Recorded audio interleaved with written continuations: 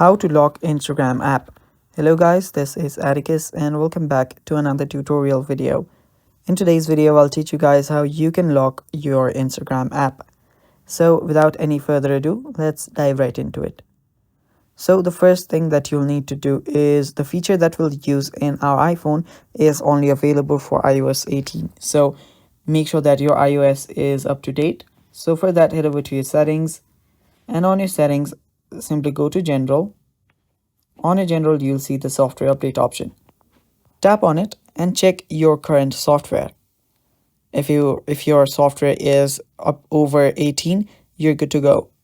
If not, you can just update your software to the latest version.